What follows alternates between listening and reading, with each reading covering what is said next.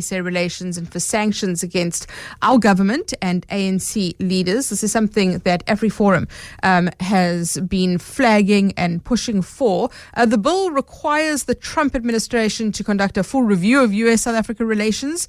Also identifies some ANC leaders that are in the line to get sanctions as well. Well, let's speak first to AfReform and then we'll speak to the ANC to get some reaction as well. Ernst van Zyl is from AfReform and joins us now to speak about this. Ernst, good afternoon to you. Thank you very much for your time. Tell us about what exactly AfReform's view is on these sanctions.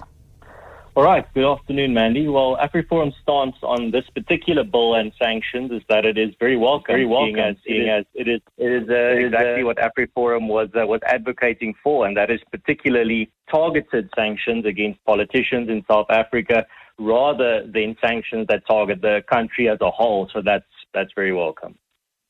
In terms of the specific politicians that you have identified, how did you come to that thinking, and who do you believe should be sanctioned specifically?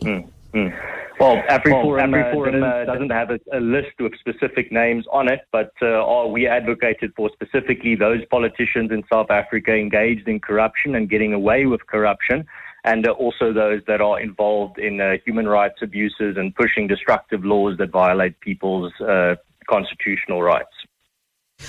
Is there a concern from AfReform's side at all that there could be some kind of further reputational damage, perhaps, to South Africa if this line is pursued? Or is that not a concern for AfReform? Well, I would say that politicians getting away, engaging in corruption with impunity and pushing bills and laws that violate people's human rights, also without consequence, already damages South Africa's name out there in the world and internationally.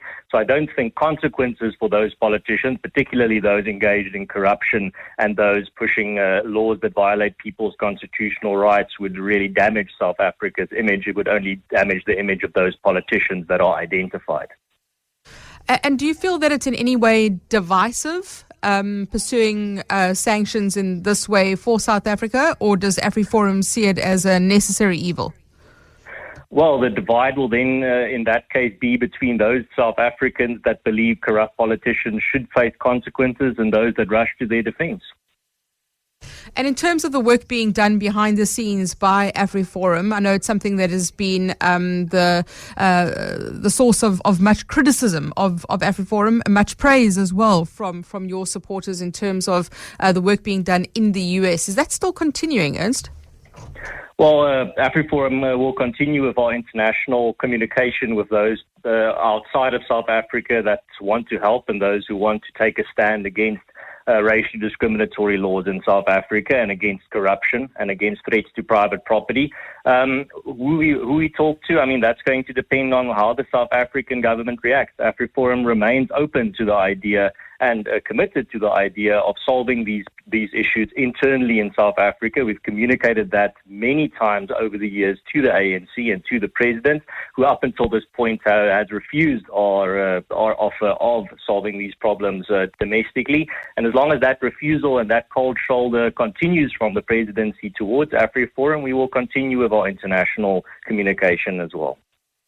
Ernst, thank you very much. Ernst van Zyl, Head of PR at AfReform, thank you very much for your time explaining AfReform's position there on those sanctions that are the subject of this bill. Well, let's get some reaction now from Mcebisi Jonas, who's the ANC spokesperson, who joins us now.